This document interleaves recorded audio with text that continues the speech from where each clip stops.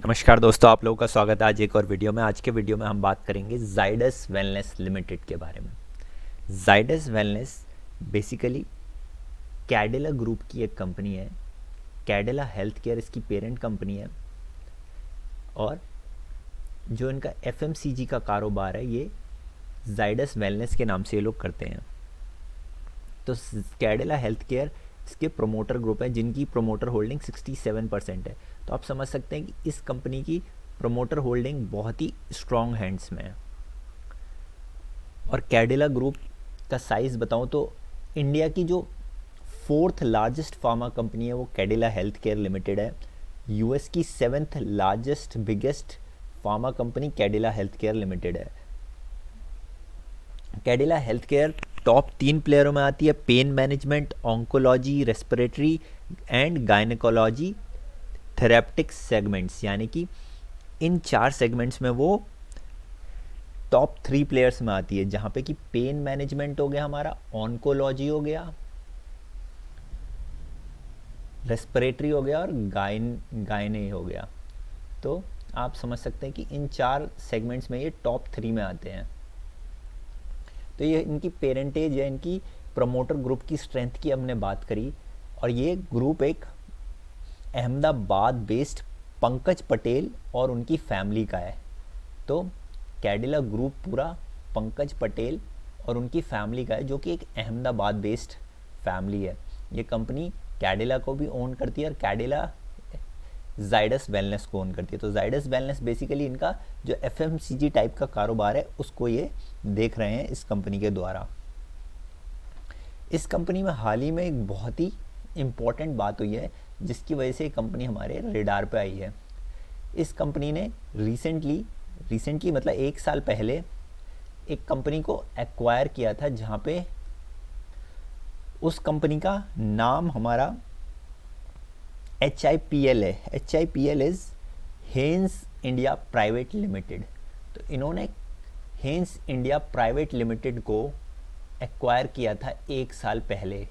अगर मुझे डेट सही याद है तो वो 30 जनवरी 2019 को इन्होंने एक्वायर किया था इसको।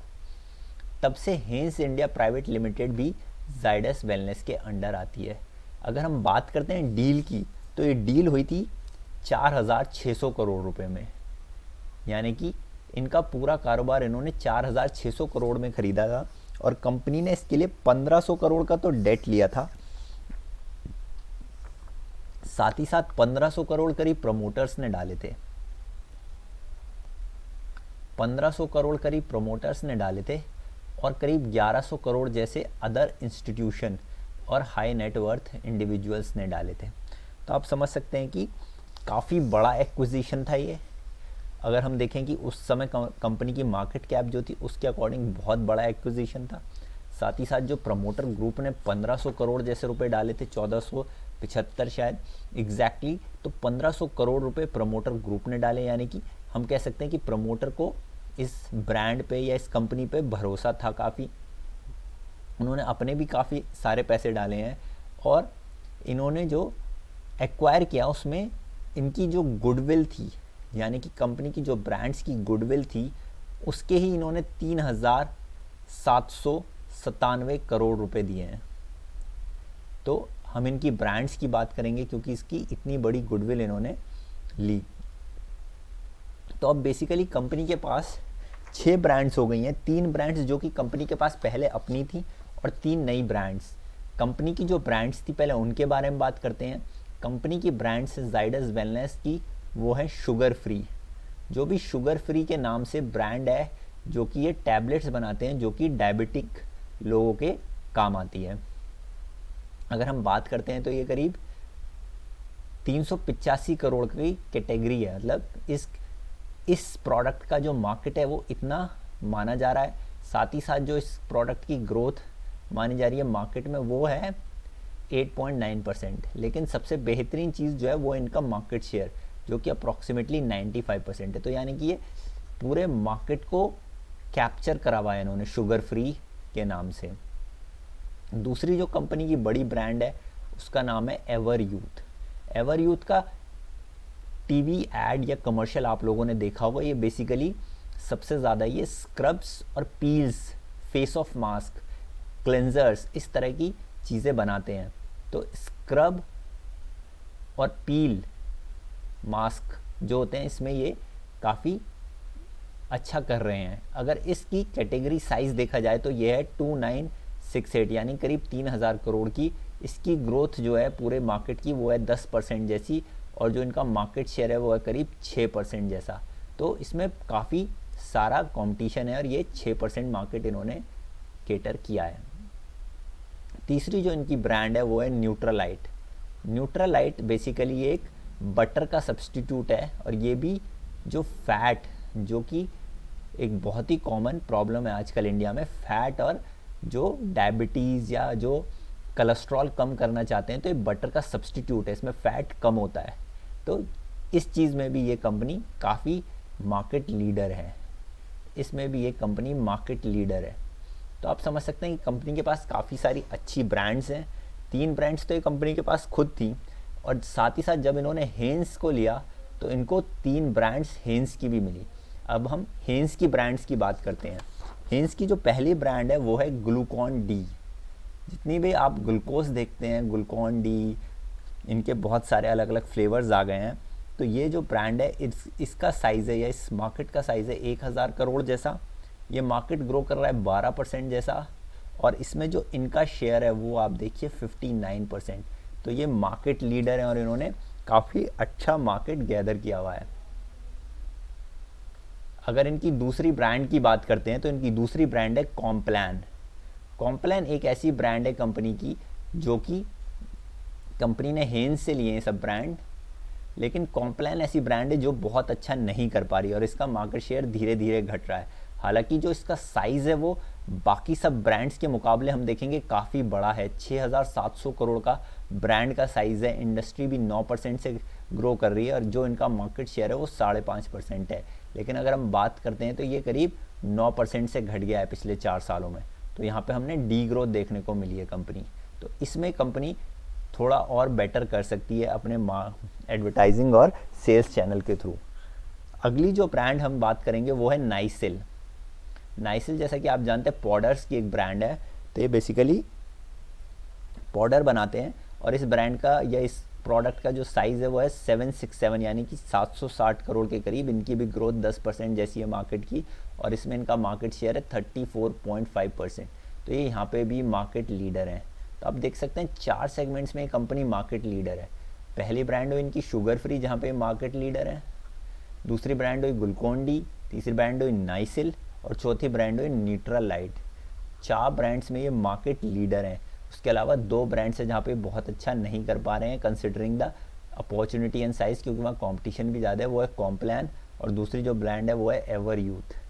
तो इन 2 ब्रांड में ये, हालांकि इनके मार्केट्स बड़े हैं बाकी ब्रांड से, लेकिन इनमें ये अभी मार्केट लीडर नहीं है। तो यहाँ पे अपॉर्चुनिटी ज़्यादा है। तो हमने कंपनी की ब्रांड्स की बात करी, हमने देखा किस तरह से हेंस को एक्वायर करने से कंपनी के पास 3 नई ब्रांड्स आई, और कंपनी की सेल्स और सभी चीज़ों पे इसका काफ़ी अच्छा रेवेन्यू पे हमें इफ़ेक्ट आता हुआ दिखा है। अगर हम बात करते हैं कि कंपनी के नेटवर्क के बारे में, तो कंपनी के नेटवर्क भी काफ़ी स्ट्रॉन्ग है। कंपनी के पास 46 वेयर हाउसेज हैं, कंपनी के पास 20 कोल्ड चेन है, कंपनी के पास 65 CNF एजेंट्स हैं, कंपनी के पास 1500 डिस्ट्रीब्यूटर हैं। तो इस तरह की आप समझ सकते हैं कि इनके पास जो मार्केटिंग एंड डिस्ट्रीब्यूशन नेटवर्क है वो भी अच्छा है।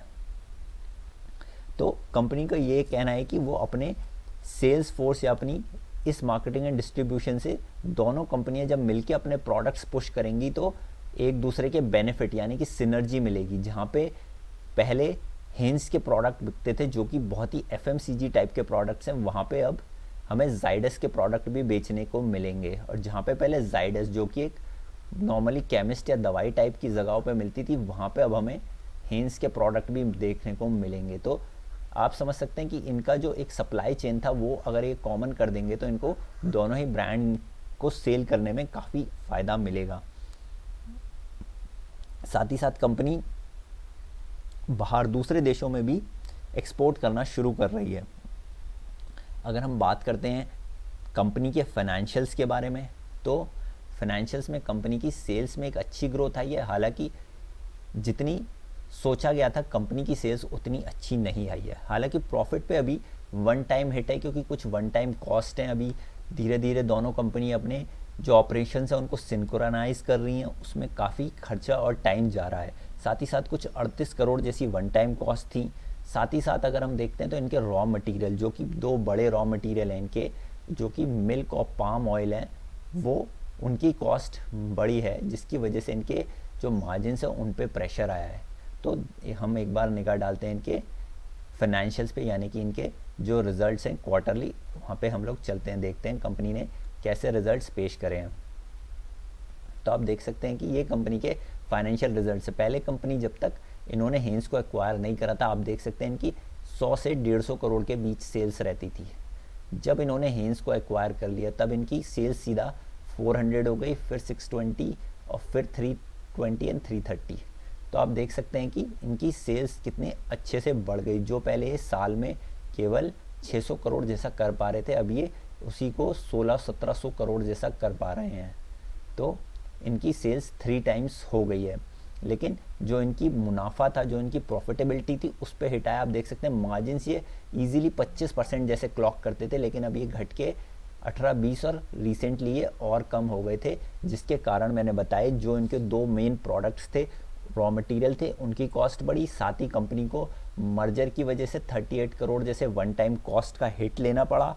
और साथ ही साथ क्योंकि कंपनी अभी दोनों ब्रांड के जो डिस्ट्रीब्यूशन है, जो उनकी सेल्स चैनल है, जो उनकी मार्केटिंग चैनल है, उनको मर्ज कर रही है और उसमें थोड़ा टाइम लग रहा है। लेकिन हमें उम्मीद है जब ये दोनों ब्रांड मिल जाएंगी और ये एक अपना अच्छे से सेल्स चैनल बना लेंगे तो ये काफ़ी अच्छा कर पाएंगे। और अगर हम बात करते हैं कंपनी की आगे के फोकस के बारे में, तो कंपनी क्या क्या कर रही है वो हम देख सकते हैं, या कंपनी किन चीज़ों को आगे अच्छा कर पाएगी, वो पॉइंट्स भी हम एक बार देख लेते हैं। तो इसमें पहला पॉइंट होगा, कंपनी अपनी ब्रांड पेनिट्रेशन बना रही है। जैसे कि हमने बात करी थी, कंपनी के पास बहुत सारे सेलिंग पॉइंट्स हैं, बहुत अच्छा चैनल है, वहाँ पे दोनों ब्रांड्स को एक दूसरे का लेवरेज मिलेगा या सिनर्जीज मिलेंगी कि एक ब्रांड की चीज़ दूसरी जगह बिकेगी। साथ ही साथ पोर्टफोलियो डाइवर्सिफिकेशन और एक्सपेंशन कर रहे हैं ये अपना पोर्टफोलियो डाइवर्स यानी कि बढ़ा रहे हैं और एक्सपेंड कर रहे हैं। साथ ही साथ ये इंटरनेशनल बिजनेस पे भी फोकस कर रहे हैं और ये और देशों में भी जा रहे हैं, जहाँ पे SAARC, Middle East, South East Asia, इन कंट्रीज़ में भी ये जाके अपने प्रोडक्ट्स बेच रहे हैं। और ये अपनी कॉस्ट कम कर रहे हैं क्योंकि इन्हें सिनर्जी मिल रही है, यानी कि एक दूसरे ब्रांड की सिनर्जी मिल रही है। और लेवरेजिंग स्केल, यानी कि जैसे जैसे स्केल बड़ा होता है, यानी कि हमारे ऑपरेशंस बड़े होते हैं तो हमारी कॉस्ट कम होती हैं।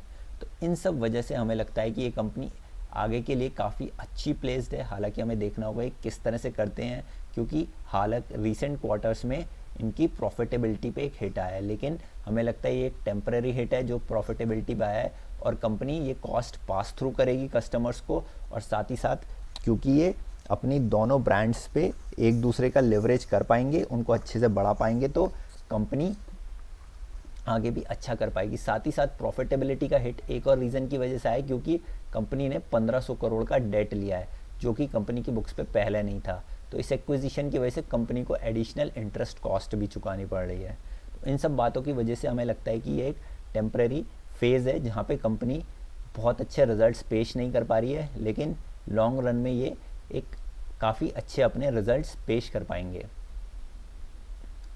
तो अगर हम इस कंपनी का चार्ट्स भी देखते हैं तो हमें देखते हैं कि ये अपने सपोर्ट लेवल के पास ये स्टॉक काफ़ी है। 1440 जैसा प्राइस है, 1400 का काफ़ी अच्छा सपोर्ट है। आप देख सकते हैं कि इस लेवल पे यहाँ पे रिसेंटली काफ़ी अच्छी बाइंग भी हुई है। ये ग्रीन बार आप देख सकते हैं कि इतनी लंबी ग्रीन बार लास्ट 2017 यानी कि 3 साल पहले बनी थी।